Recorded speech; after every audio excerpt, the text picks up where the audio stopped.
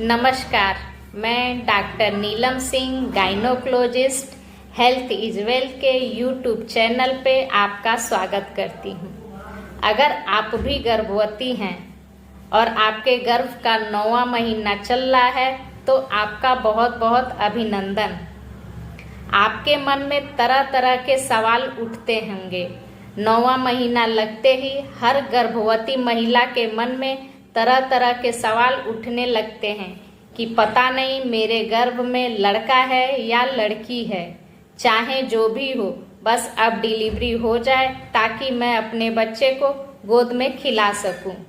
अगर आपके भी मन में ये सवाल उठ रहा है तो ये सवाल जरूर उठता होगा कि पता नहीं मेरी नॉर्मल डिलीवरी हो पाएगी या नहीं। चाहे पहला बच्चा हो या दूसरा बच्चा हो, हर गर्भवती के मन में ये सवाल जरूर उठता है, क्योंकि हर महिला ऑपरेशन से बचना चाहती है। हर महिला यही चाहती है कि उसकी नॉर्मल डिलीवरी हो और वो डिलीवरी आसानी से हो। तो आप 9वें महीने में ऐसा क्या करें जिससे आपकी नॉर्मल डिलीवरी हो जाए। आज मैं आपको इस वीडियो के माध्यम से यही बताने जा रही हूँ कि 9वां महीना लगते ही आप अपने शरीर में क्या ऐसा बदलाव कर सकती हैं या खान पान में क्या ऐसा ले सकती हैं जिसकी वजह से आपकी बच्चेदानी का मुंह या सर्विक्स का मुंह आसानी से खुल जाए और आपकी भी नॉर्मल डिलीवरी हो जाए। एक नॉर्मल डिलीवरी होने के लिए सर्विक्स का मुंह खुलना बहुत ही जरूरी होता है और ये मुंह कम से कम 10 सेंटीमीटर खुलता है, जिसको डॉक्टर फुल डायलेशन बोलते हैं। तो अगर आपकी भी सर्विक्स का मुंह फुल डायलेशन हो गया है तो नॉर्मल डिलीवरी होने की संभावना बढ़ जाती है। तो आप ऐसा क्या करें या क्या लें जिसकी वजह से आपकी नॉर्मल डिलीवरी होगी। नंबर 1, सबसे पहले तो आपको 9वें महीना लगने ही टहलना शुरू कर देना चाहिए। 9वां महीना लगते ही आपको जब भी समय मिले, सुबह के टाइम में ही नहीं, किसी भी समय जब भी आप खाली होती हैं, कम से कम 30 से 45 मिनट तक आपका टहलना बहुत ही जरूरी होता है।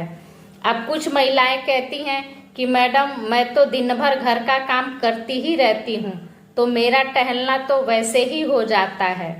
तो मैं आपको बता दूं कि नहीं, वर्क करना दूसरी चीज होती है और टहलना दूसरी चीज होती है। टहलने में आप लगातार 30 से 35 मिनट चलना शुरू करेंगी।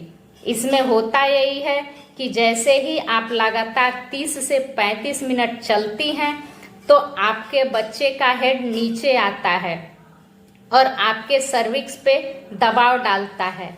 जब बच्चे का सिर नीचे आएगा और सर्विक्स पे दबाव पड़ता है तो सर्विक्स का मुंह धीरे धीरे खुलना शुरू हो जाता है और जब लास्ट 10 सेंटीमीटर तक सर्विक्स का मुंह खुल जाता है तो आपकी डिलीवरी होने में आसानी हो जाती है।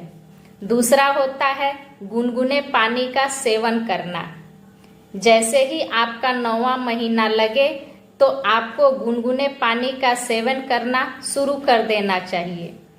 अब गुनगुना पानी से होता क्या है, गुनगुना पानी लेने से आपके शरीर में पानी बनी रहती है और दूसरा आपका बच्चा एमनियोटिक फ्लूइड में रहता है, पानी के थैली में रहता है, तो उसके इर्द गिर्द भी जो पानी होता है वो भी पर्याप्त मात्रा में बना रहता है। तो गुनगुना पानी कब लें और कितना लें। आप सुबह खाली पेट कम से कम 1 से 1.5 गिलास गुनगुने पानी का सेवन कर सकती हैं।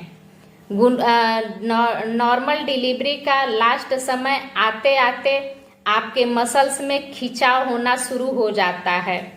तो जब मसल्स में खिंचाव होना शुरू होता है तो अगर आप गुनगुने पानी का सेवन करती हैं तो वो खिंचाव से आपको आराम मिलता है। गर्भावस्था के दौरान 9वें महीने में ठंडी चीजों से हमेशा परहेज रखना आपके लिए बहुत ही फायदेमंद हो सकता है। जैसे ही 9वां महीना लगता है आप अपने ठंडे चीजों का सेवन अवॉइड कर दें। ठंडा चीज लेने से मांसपेशियां सिकुड़ती हैं, जिससे कि नॉर्मल डिलीवरी होने में दिक्कत आ सकती है। दूसरा होता है एक्सरसाइज करना। आपको 9वां महीना लगते ही जब भी समय मिले हल्के फुल्के एक्सरसाइज करना स्टार्ट कर दीजिए। अगला होता है घी का सेवन करना। 9वां महीना लगते ही आपको अपने डेली के डाइट में घी का सेवन करना शुरू कर देना चाहिए। अब घी आप कैसे ले सकती हैं? या तो आप अदरक की चाय में घी लीजिए, या रात को सोते समय जो दूध ले रही हैं उसमें 1 चम्मच घी डाल दीजिए और इसका सेवन करना शुरू कर दीजिए। अगला होता है आप अपने डेली के डाइट में खजूर का सेवन करिए। खजूर के सेवन से भी आपके सर्विक्स का मुंह आसानी से खुलता है और नॉर्मल डिलीवरी होने की संभावना बढ़ जाती है। अब खजूर का सेवन कितना करें और कैसे करें? तो आप अपने डाइट में कम से कम 3 से 4 खजूर अल्टरनेट, यानी एक दिन छोड़ के 3 से 4 खजूर का सेवन कर सकती हैं। या तो आप दूध में 2 या 3 खजूर डाल के उसको उबाल दीजिए और छान के उस दूध को पी लीजिए। अगर ऐसा भी नहीं हो पाता है तो आप कम से कम 2 खजूर का सेवन रोज करिए।